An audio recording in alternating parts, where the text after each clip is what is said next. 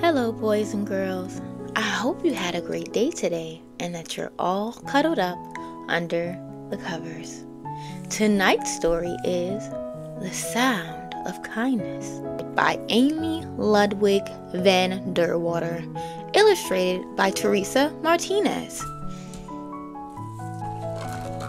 What is the sound of kindness? How does kindness talk? We can learn by listening. Let's take a kindness walk. Good to see you. Want to play? I will help. That's the way. You can do it. That sounds fair. Oh, I'm sorry. We can share. You're my friend. Let's rest a bit. You go first. Here, come sit with me. We'll work together.